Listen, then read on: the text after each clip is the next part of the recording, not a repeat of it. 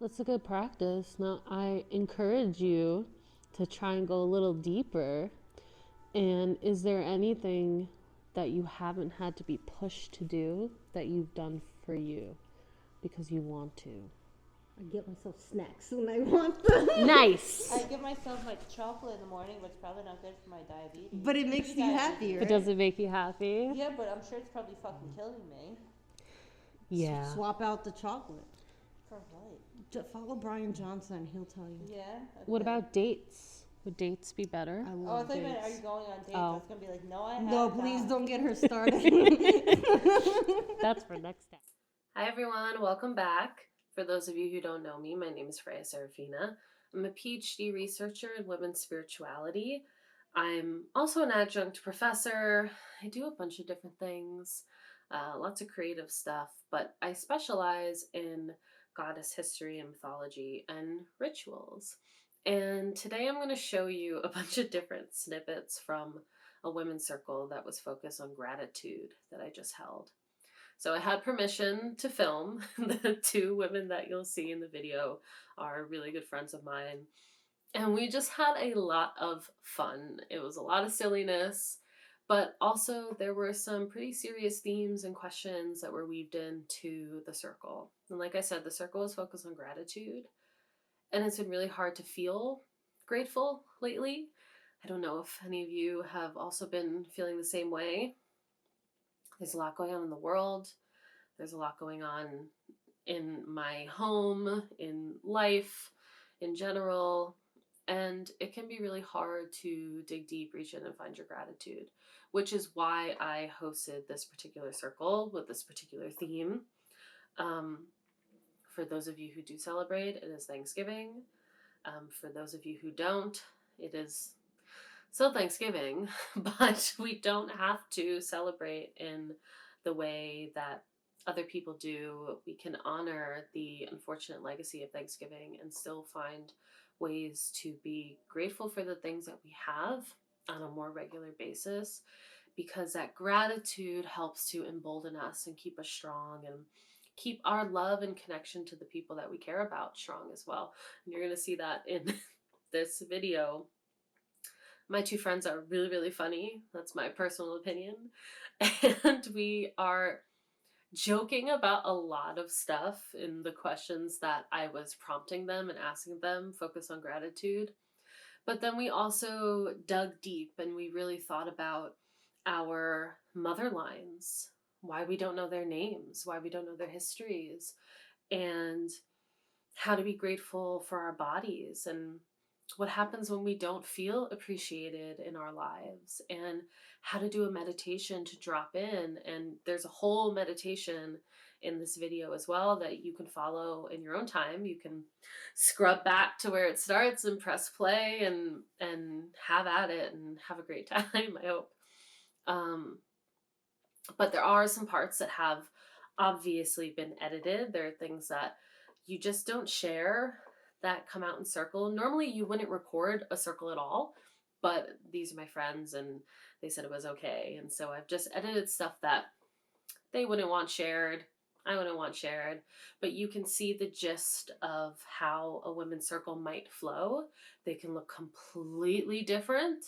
They can be structured in a multitude of different ways. This is just how I did this one. And so if you're interested in structuring and making and running and creating your own women's circle, this could be a blueprint, kind of blueprint for you to follow. I also create rituals and create circles for other people. So you can find all of that information on my website. I would love to do that for you. Something different for your birthday, something different for your wedding weekend, something just because. Hit me up. I'm ready. So I hope you enjoy. This is a lot of fun. And let me know if there were parts of this ritual or parts of this circle in this video that really stood out to you, that you were like, wow, yeah, I haven't asked myself that question in a really long time, or maybe I haven't thought about that before. And also share with me what you're grateful for in this crazy world. All right. See you next time. For those of you who don't know, my women's circles are based off of this movement in the 70s called the Red Tent. And there was a lady, her last name is Diamant, and she looked at like old stories in the Hebrew Bible about women who did red tents. So like when they got their period, they would go be with women elsewhere. So they listen, welcome. We're all gonna start bleeding together, even though mine just ended. We're in a ritual now. But We're saying we're sacrificing right now. sacrificing right now. That's why when you go to like women's circles, you'll see a lot of like red, because they're usually modeled off of the red tent. Exactly. We're talking periods, talking vaginas, we're talking wombs, talking titties, pussies, and ass, okay? No. Women's circles. So tonight is all about gratitude because I'm not feeling very fucking grateful. I'm feeling the complete opposite of gratitude right now. And I'm trying to feel it. Things are expensive. Jobs are hard to come by. There's lots of turmoil in the world. My body needs tender, loving care. There's just a lot of like stress right now. We're also about to go into the holidays, about to go into Thanksgiving. Yes, where things are going to get really nuts. And so I'm thinking of gratitude as like, how can I be grateful for the little teeny tiny things that I have? And how can I also be grateful that my body keeps me going when there's all of this other external stuff that's happening? So that's going to be our focus today. But first, we're going to ground in with each other. So, question is, what is something you've done for yourself recently that made you remember how special and important you are?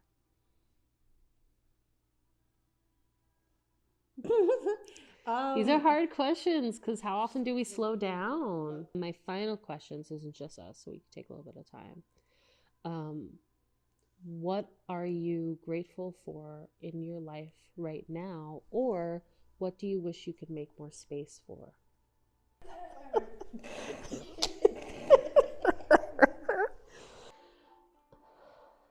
So, where's my playlist?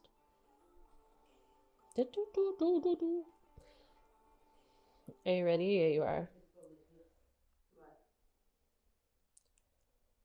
Hello.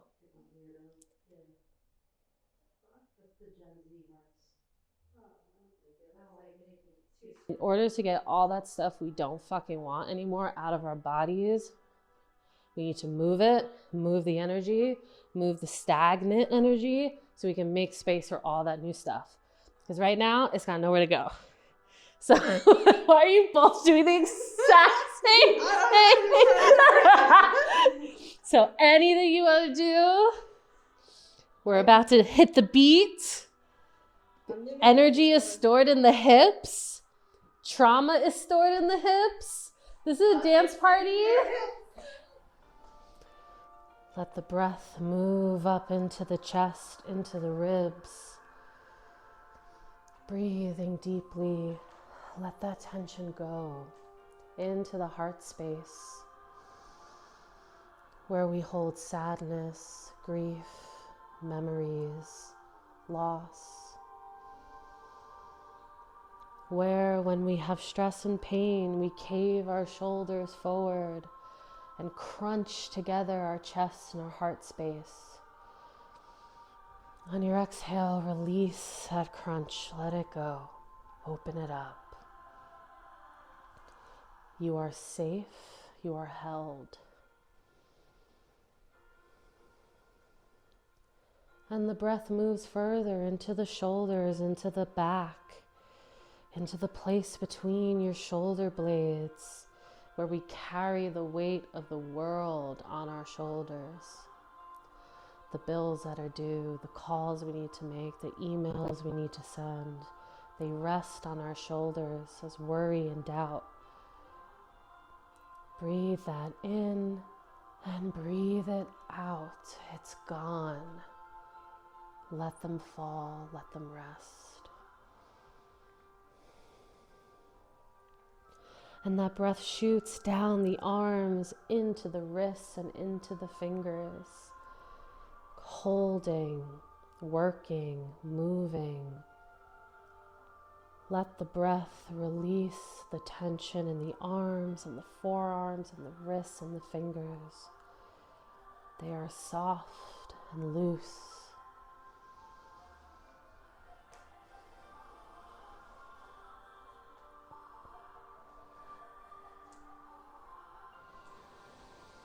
And the breath moves up the back of your neck, circling to the throat, the neck which holds the head, which holds us together and connected, the throat which gives us voice, which gives us power to name and claim the life that we want to live. Breathe into the neck and into the throat, and breathe out any resistance to using our true voice. And finally, move into the head, into the skull,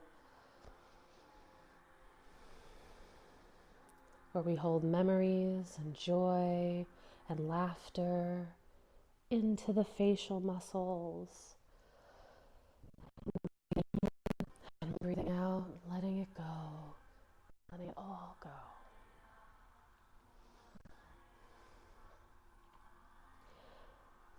And you breathe in deeply, and you breathe out deeply.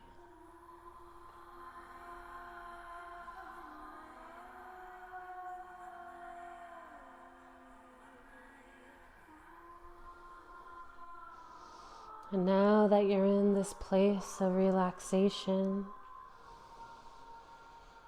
I want you to bring your awareness to your toes, just your toes. I want you to send the energy of gratitude to your toes.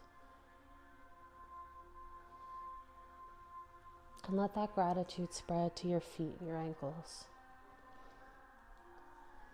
Thank them for keeping you upright, for keeping you moving, for keeping you balanced. They are so little and they are so strong. They are your foundation.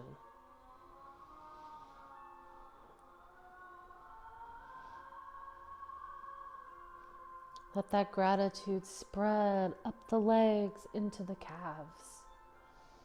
They are so strong and powerful. Let that gratitude spread and thank your calves for keeping you moving, for keeping you strong, for keeping you pushing forward.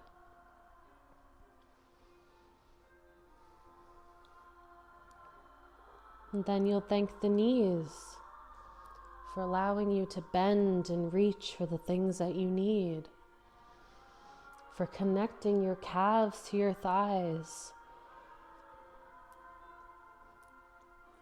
for helping you sit, for helping you stand. And we let that gratitude spread into the thighs which hold so much tension, these huge, powerful muscles. Thank you.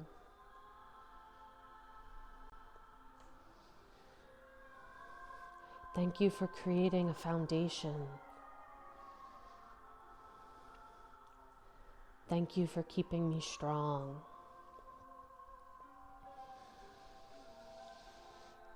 And that gratitude spreads into the lower back, into the hips, into the pelvis, the seat of oftentimes great pain and turmoil.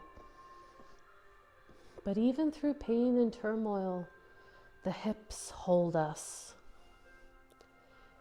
They are the birthing center, whether that's literal, whether that's metaphorical. The hips birth ideas. They birth energy. They tap into sexual power.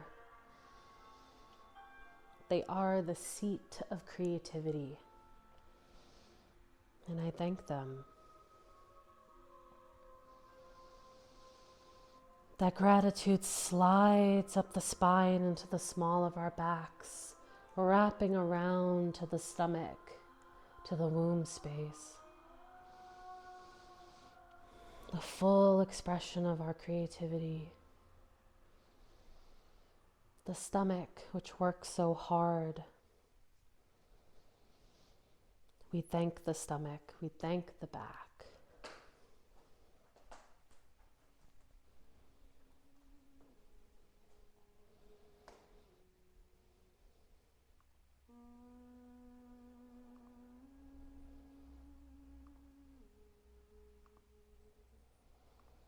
The gratitude slides up the spine, in between the shoulder blades. All tension released with the breath. And we thank our back and our shoulder blades for holding us upright, for helping to keep our heads up high.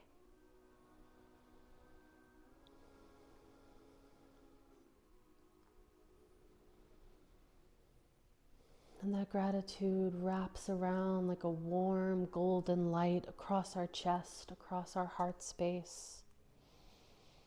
And you feel that gratitude move into the chest space, into the heart.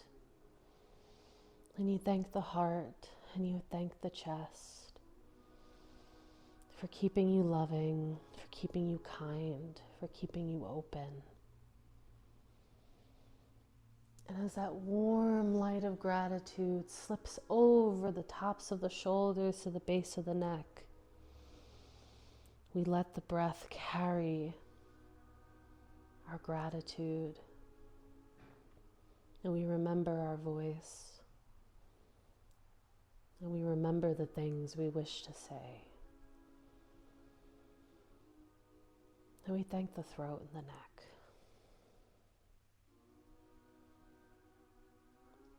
And that warm golden glow of gratitude reaches the space of the head, the skull, the face, the muscles, the lips, the mouth, the eyes, the ears.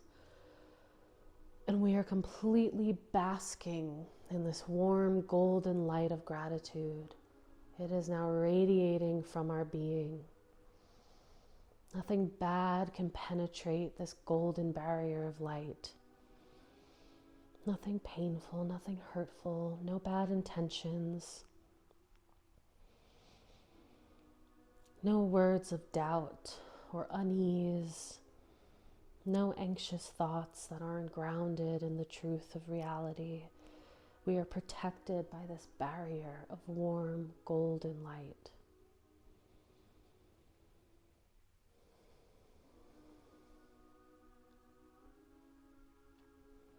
And maybe we put hands on heart or hands on womb space.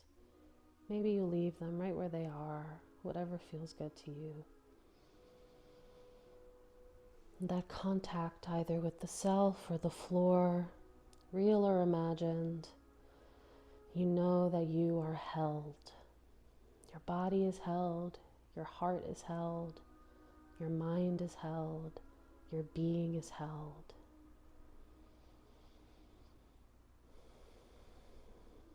And you imagine this warm golden light seeping into the floor of this building like a cord coiling downward into the earth. The floor drops away, the concrete drops away, the wood drops away, and you are anchored into the earth. It is always beneath you, below the concrete, below the floorboards. The earth is there and it holds you, it grounds you. And at the same time, this warm golden light like a thread shoots out of the top of your head, up into the cosmos, through the ceiling, through the walls, through the roof, up through the atmosphere into the universe. And it spreads. And it anchors below and it anchors above. And through this golden light of gratitude, this golden thread of gratitude, you are anchored and you are held. And it is a place you can always return to.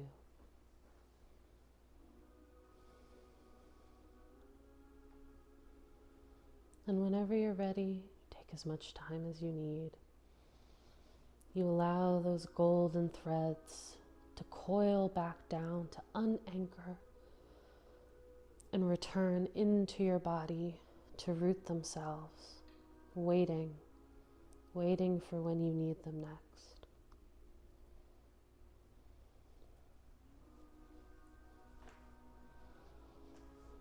You take as much time as you need. I also brought cups from my house if you'd rather. Why? No, probably not. Okay, just probably. How many eyelashes do you think would live behind your eyeballs? And some layers. Because I have a lash that was in my eye, and then it went away. A lash. And it's like underneath my eyeball. It's behind my eyeball.